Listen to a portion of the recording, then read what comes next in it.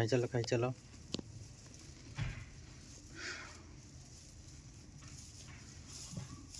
ଦେଖନ୍ତୁ ଏଇ ତ ଆମର ବାଛୁରୀ, ଆମର ଗୋମାତା ବାଛୁରୀ, ଛୋଟ ବାଛୁରୀ ପୋଖରୀ ତଳେ ଖସି ପଡ଼ିଥିଲା, ଉପରୁ ପୋଖରୀ ଭିତରେ ଖସି ପଡ଼ିଥିଲା।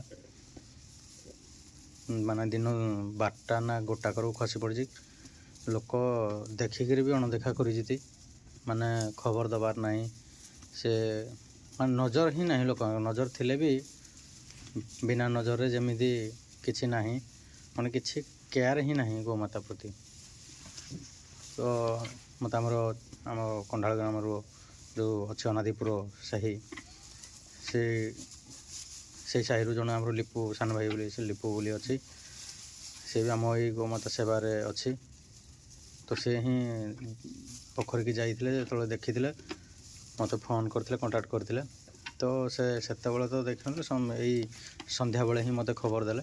ତ ବାଛୁରୀକି ଆଣିବା ପାଇଁ ଆଉ କେଉଁଥିରେ ଆମର ସୁବିଧା ବି ନଥିଲା, ବାଇକ୍ରେ ହିଁ ତାକୁ ଆମେ ଧରିକି ଆସିଥିଲୁ ଭାରି। ତାପରେ ତା'ର ଯେତିକି ଟ୍ରିଟମେଣ୍ଟ କରିବା କଥା କରିଥିଲୁ। ବର୍ତ୍ତମାନ ତ ସେ ନିଜେ ଉଠି ପାରୁନି, ହେଲେ ବି ଏତିକି ଫ୍ରି ଅଛି, ଯାହା ହଉ ଗଣ୍ଡେ ଖାଇପାରୁଛି, ଯାହା ଦେଲେ ବି। ତା'ର ଟ୍ରିଟମେଣ୍ଟ କଲା ପରେ ବର୍ତ୍ତମାନ ଏଖୁଣି ଯାହା ଯୋଡ଼ିଏ ହାଲକା ହାଲକା ଖାଉଛି। ଭଗବାନଙ୍କ ଦୟାରୁ କେମିତି ଭଲ ହେଇଯାଉ। ଆମର ଯେତିକି ଚେଷ୍ଟା କରୁଛୁ, ଯେତିକି କଷ୍ଟ କରୁଛୁ, ସେତିକିରେ ଯଦି ଗୋଟେ ଗୋମାତା ବଞ୍ଚି ଯାଉଛି, ତାହେଲେ ଆମେ ଭଗବାନଙ୍କୁ ବି ତାଙ୍କ ପାଖରେ ଆମେ ଋଣୀ।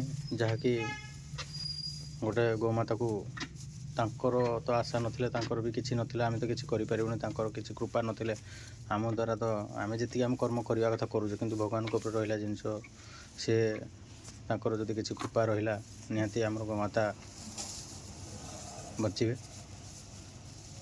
ସେତିକି କହି ରଖୁଛି। ଜୟ ଜଗନ୍ନାଥ, ଜୟ ଶ୍ରୀରାମ, ଜୟ ଗୋମାତା।